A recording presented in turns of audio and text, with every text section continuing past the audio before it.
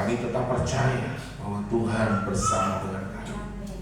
Di dalam nama Tuhan kami selamat, Tuhan dan Juru Selamat kami.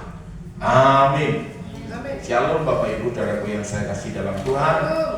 Kita akan melihat satu kebenaran firman Tuhan di dalam Roma pasal yang ke-6 ayat yang ke-22 sampai 23. Roma pasal 6 ayat yang ke-22 sampai 23.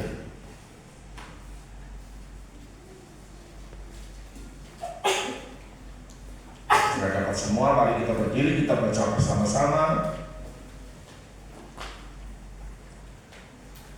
Roma pasal 6, 22 sampai 23. Ya, 1, 2, 3. Tetapi sekarang, setelah kamu dimerdekakan dari dosa, dan setelah kamu menjadi hamba Elohim, kamu beroleh buah yang membawa kamu kepada pengudusan, dan sebagai kesudahannya ialah hidup yang kekal. Sebab upah dosa ialah maut, tetapi kasih karunia Elohim ialah hidup yang kekal dalam Kristus Yesus Tuhan kita. Amin. Bapak Ibu dan yang saya kasih dalam Tuhan, kita semua tahu bahwa upah dosa itu adalah maut, tetapi kasih karunia itu adalah hidup kekal. Kasih karunia itu adalah pemberian yang cuma-cuma yang saudara dapatkan daripada Tuhan. Itu semua karena anugerahnya, ya. Karena anugerahnya yang begitu besar dalam hidup setiap saudara dan saya, sehingga saudara dan saya beroleh kasih karunia. Nah, saudaraku, itu adalah pemberian, ya. Itu adalah hadiah yang sebenarnya itu tidak bisa kita terima, yaitu keselamatan, di mana setiap saudara dan saya ditetapkan untuk selamat, ya, beroleh hidup yang kekal bersama dengan Tuhan. Nah, saudaraku, kasih karunia seringkali itu kita abaikan. Nah, saudara, seringkali kita mengabaikan kasih karunia. Seringkali kita melalaikan kasih karunia. Ya, saudaraku, sesungguhnya hidup ini adalah kasih karunia Tuhan, adalah anugerah dan kemurahan. Nah, saudara, kalau ada satu ayat lagi di dalam kebenaran firman Tuhan yang mengatakan bahwa kita baca di dalam 1 Petrus, ya, 1 Petrus pasal yang keempat ayat 17 dan 18. Tolong Pak baca. 1 Petrus pasal yang keempat ayat 17 dan 18. Ya. Karena sekarang telah tiba saatnya penghakiman dimulai, dan pada rumah Elohim sendiri, Ya, yang harus pertama itu dimulai dari rumah Elohim sendiri. Terus yang harus pertama-tama dihakimi. yang harus pertama-tama dihakimi. Dan jika penghakiman itu dimulai Jika penghakiman itu dimulai pada kita, bagaimanakah kesudahannya bagaimanakah kesudahannya dengan mereka yang tidak percaya dengan mereka yang tidak percaya pada Injil Elohim? pada Injil Elohim? Dan jika orang benar hampir tidak diselamatkan, Dan kita sebagai orang benar itu hampir-hampir tidak diselamatkan. apakah yang akan terjadi dengan orang fasik Apakah yang akan terjadi dengan orang fasik dan orang berdosa? Ya, saudaraku, saudara bisa renungkan. Jadi kita sebagai orang benar itu hampir-hampir tidak diselamatkan. Mengapa? Karena sekalipun tersedia kasih karunia, ya. Bahkan di mana ada dosa, itu kasih karunia ditambah-tambah. Kasih karunia itu limpah ruah. Ya. Tetapi saudara yang saya kasih dalam Tuhan, mengapa? Karena kita ini masih hidup di dunia, dan di dunia ini adalah tempatnya dosa. Nah, saudaraku, disinilah saudara harus mengambil keputusan. Kalau saudara tidak mengambil keputusan, maka saudara tidak akan bisa. Kita tidak akan mungkin berdiri di dua kaki, tidak akan mungkin. Satu kaki masuk surga, satu kaki masuk neraka, itu tidak mungkin. Kita harus angkat salah satu. Kalau saudara mau dunia, ya dunia sudah. Kalau saudara mau surga, ya surga saja. Jangan kita pilih dua-duanya. Nah, seringkali saudaraku, kita tidak menyadari akan hal ini, dan kita mengabaikan, melalaikan kasih karunia itu tadi. Saudara, kalau saudara ada dosa, apalagi kemarin habis pentahiran, saudara periksa, saya juga periksa, ternyata masih banyak hal juga yang perlu diselesaikan. Nah, saudaraku, itu yang harus diselesaikan. Apalagi kalau kemarin saudara pentahiran itu pakai topeng. Pakai topeng itu memang ada sengaja yang saudara sembunyikan. Itu persoalan. Nah, saya sendiri secara pribadi berusaha untuk tidak menyembunyikan. Saya ngomong apa adanya. Tetapi di dalam hal ini pun masih ada yang terlewat, yang kurang. Nah, saudaraku yang saya kasih dalam Tuhan, ini kan kita kembali kepada dasarnya, kembali kepada awalnya. Kita menyisir kembali hidup kita ini, ya, supaya jangan sampai terjadi, ya, saudaraku, kita ini tidak diselamatkan. Kita berbicara, ayo kita masuk surga. Yesus itu juru selamat, Yesus itu Tuhan, Yesus itu adalah pintu, Yesus itu adalah jalan satu-satunya, tidak ada jalan lain. Pintunya adalah Yeshua HaMashiach. Kalau engkau mau masuk surga, tidak ada pintu lain. Dia adalah pintunya, Dia adalah jalannya. Saudara, kaget begini nanti jangan sampai kita tidak masuk surga. Itu persoalan. Sama dengan saudara itu, kalau di Jawa itu ada kota namanya Kudus.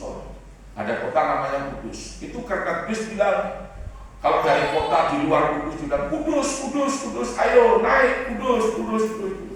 Semua yang orang mau menuju ke kota Kudus, dia naik bis yang menuju ke Kudus ini tadi. Lah kernetnya ketinggalan, atau calonnya ketinggalan. Nah, jangan sampai saudara dan saya ini hanya jadi calon. Ambroben. Saudara, orang yang mau ke Ambroben naik semua ke Ambroben, betul kan? Tetapi saudara tidak ikut naik. Nah, ini kan persoalan seperti ini. Nah, inilah makanya kasih karunia itu berlimpah-limpah. Ya, di mana dosa itu ada, kasih karunia itu ditambah berlimpah. Seperti itu. Tinggal sekarang saudara dan saya ini meresponi, gitu. Meresponinya seperti apa? Ya, saudara, kalau orang percaya saja hampir-hampir tidak diselamatkan. Mengapa? Kok bisa seperti itu? Iya, karena apa? Karena kita masih bisa ada rasa kecewa. Kita tawar hati, ya toh, seperti itu. Tawar hati, kecewa karena apa? Melihat satu hal, yang tidak benar, melihat yang perkara yang tidak enak, gitu ya, seperti itu. Mungkin kita tersinggung karena perkataan, kita kecewa, saudara. Dikecewakan dalam hal apa? Mungkin kita dirugikan, bisa saja dirugikan, seperti itu. Saudaraku, kita ditipu, kita kecewa, saudara. Ya, jangan sampai terjadi juga ada yang utang lalu memang berusaha untuk tidak mau membayar. Jangan sampai ada yang begitu, jangan sampai. Karena firman Tuhan bilang hendaknya kamu itu jangan berhutang. Hendaklah kamu itu jangan berhutang kepada siapapun juga. Gitu. Nah, kalau saudara hutang, hutangnya ini dalam bentuk apa? Karena hutang ini bisa dalam bentuk nasar. Ya toh? Nasar. Nasar itu artinya saudara berjanji kepada Tuhan. Kalau saudara lihat sesuatu lalu saudara bernasar, atau saudara mengalami sesuatu yang rasanya mustahil, ya, saudara mungkin saja butuh kesembuhan atau butuh terobosan. Oke Tuhan, kalau saya menerima terobosan, saya akan buat ini, ya, seperti itu. Nah, itu hutang, seperti itu, ya,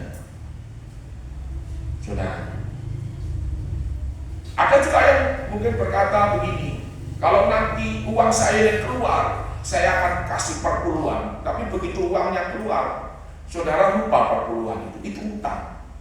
Sudah perpuluhan sendiri itu harus sudah kembali sebenarnya kepada Tuhan, tetapi saudara tidak, ya, melakukannya. Nah, saudara, itu hutang, ya, itu harus dibayar.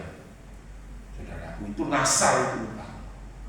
Saudara berkata, anak saya nanti ini kalau besar saya akan sekolahkan jadi pendeta. Saya sudah serahkan anak saya ini jadi hamba Tuhan. Ya. Saudaraku, itu kalau kita tidak lakukan, itu hutang. Ya. Sekalipun anak saudara ini mungkin tidak mesti harus sekolah pendeta. Karena pengalaman saya dengan keponakan saya seperti itu. Keponakan saya ini sebenarnya mati. Karena di dalam emahnya ini sudah pendarahan hebat. Itu ada selang yang ngedot, disedot, diisap keluar darah. HB-nya mungkin tinggal 3 atau berapa? Tinggal 3, ya betul. Dan hari itu semua kita bergerak. Jadi saya bergerak dengan doa pujian dan penyembahan dan puasa. Adik saya bergerak ke PMI Palang Merah Indonesia karena kepala Palang Merah Indonesia itu di provinsi itu adalah temannya adik saya, teman sekolahnya. Nah, sementara keponakan ini butuh trombosit 20 kantong, ya, 20 kantong. Nah, ada rumah sakit yang jual trombosit ini 1.200.000, ya, seperti itu. 1.200.000 satu kantong. Karena ini rumah sakit elit. Nah, saudara, akhirnya, saudara, mereka itu kalau 20 kantong kan berarti sudah sekian puluh juta. Saudara bisa bayangkan. Nah, akhirnya adik saya ini, kan adik keponakan saya ini punya mama, telepon adik saya yang temannya kepala PMI ini. Langsung adik saya bilang, bisa bantu saya Pak? Ini gini diceritakan. Oke, saya bantu. Tapi dia bilang, Pak Hanapi ini saya harus kerjakan orang lembur. Oke, Pak, kita bayar. Seperti itu. Nah, akhirnya diproduksilah 20 kantong trombosit. Saudara, di total hitungannya itu sekitar 250.000 lebih satu kantong. Bawa ke rumah sakit bingung nggak karu-karuan. Kenapa? Dapat barang begini banyak. Itu dari mana? Kan begitu. Ya sudah, singkat ceritanya akhirnya trombosit itu dipakai dan Karena doa juga, karena orang tuanya itu nggak pernah nangis, tidak pernah nangis. Orangnya model kayak saya begini, lebih hebat lagi, lebih hebat dari saya. Maksudnya kalau bicara itu keras, kalau bicara itu lebih hebat dari saya, lebih dari saya. Saya ini aja orang sudah takut, apalagi kalau dia bicara itu. Kalau dia bicara sama karyawan itu karyawan takut. Nah, ini contoh saja. Kalau berteriak itu bisa juga keras seperti saya berteriak. Nah, itu dia nangis. Saya cuma bilang, serahkan anakmu buat Tuhan. Serahkan saja. Sudah, kalau dia hidup biar jadi hamba Tuhan. Terus dia bilang iya. Dia bilang kalau dia memang hidup, saya serahkan buat Tuhan, biar saya jadi hamba Tuhan. Tetapi mukjizat terjadi, dan dia ini hidup. Dan setelah dia sekolah, lulus SMA, saya ditanya, ya pakai bahasa Jawa, iya di sekolah Ningdi, sekolah pendeta Ningdi, ini mau disekolahkan di mana? Sekolah pendeta ini di mana sekolahnya? Saya bilang sebentar dulu. Saya tak berdoa dulu, tanya Tuhan. Saya berdoa. Dan setelah saya berdoa, saudara, Tuhan beritahu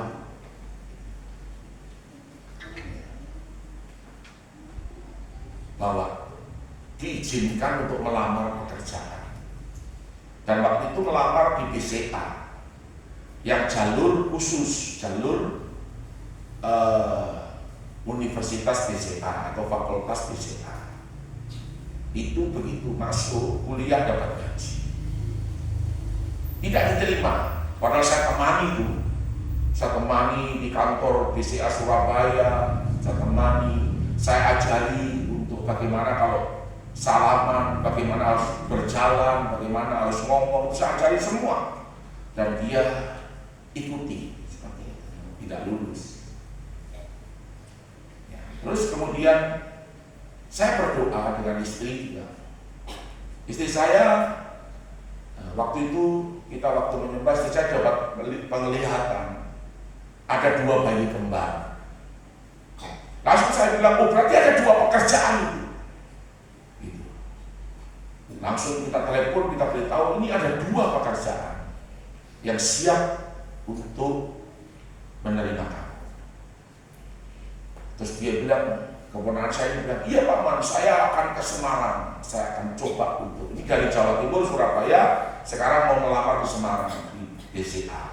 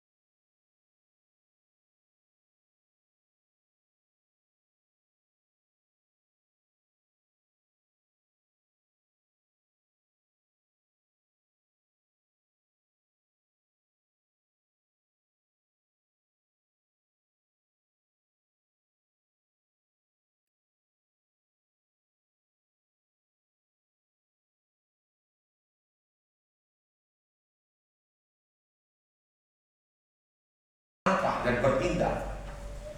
Begitu. Kalau saudara bilang saudara mau dapat visi Tuhan untuk peperangan, ya saudara harus peperangan. Kalau saudara dapat visi Tuhan untuk buka usaha, ya harus buka usaha. Karena itu wadah yang Tuhan sediakan untuk berkat Tuhan dicurahkan. Ayat yang ke-26, Yakobus 2 ayat 26. Sebab seperti tubuh tanpa roh adalah mati, Tubuh tanpa roh itu mati. demikian jugalah iman tanpa perbuatan adalah mati. Iya. Ayat yang ke-22. Ayat yang ke-22, kamu lihat bahwa iman bekerja sama dengan perbuatan-perbuatan, Iya. dan oleh perbuatan-perbuatan itu iman menjadi sempurna. Iya. Jadi kalau saudara punya iman yang sempurna adalah saudara punya iman, mendengarkan firman dan percaya, lalu saudara melangkah bertindak. Itu adalah perbuatan, atau tindakan itu adalah perbuatan. Dan itu adalah iman yang sempurna. Bukan iman yang kosong, bukan iman yang mati.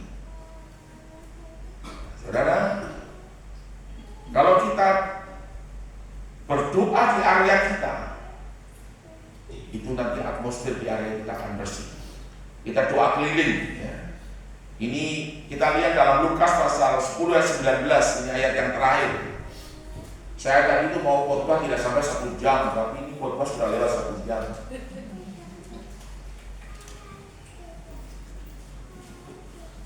Istri saya juga selalu ingatkan, Pak, kalau khotbah jangan lewat 1 jam.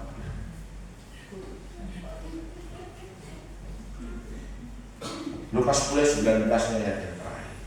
Lukas pasal 10 ayat yang ke-19. Sesungguhnya aku telah memberikan kuasa kepada kamu untuk menginjak ular dan kalajengking, dan kuasa untuk menahan kekuatan musuh, sehingga tidak ada yang akan membahayakan kamu. Iya. Jadi saudaraku, Tuhan itu memberi kuasa kepadamu. Amin. Saudara bilang dengan temanmu di sebelah, kau tahukah bahwa Tuhan sudah memberi kuasa kepadamu? Kau tahukah bahwa Tuhan sudah memberi kuasa kepadamu untuk menginjak ular dan kalajengking, menginjak setan, menginjak maut. Ular dan kalajengking itu adalah bayangan daripada setan, bayangan daripada iblis. Mazmur 91 juga sama. Saudara akan menginjak anak singa dan menginjak anak ular. Nah, menginjak artinya akan mengalahkan mereka, menahan semua kekuatan musuh, sehingga tidak ada yang membahayakan hidupmu, membahayakan keluargamu, membahayakan kota di mana saudara tinggal, membahayakan bangsa kita, yaitu Indonesia. Saya dengar katanya Pak Prabowo sakit. Kita doakan, saudara, kita doakan supaya Pak Prabowo diberi kesempatan, presiden terpilih, diberi kesempatan untuk memimpin bangsa ini.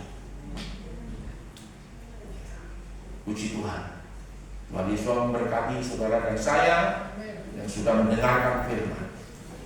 Karena kalau kita tidak percaya sungguh-sungguh, tidak bertindak, itu bahaya.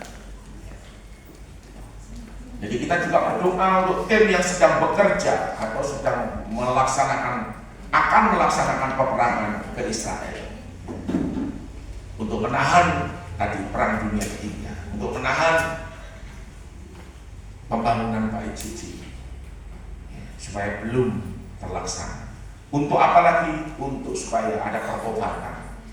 Untuk apa lagi? Supaya untuk ada lawakan di seluruh dunia. Puji Tuhan. Kita naikkan satu pujian.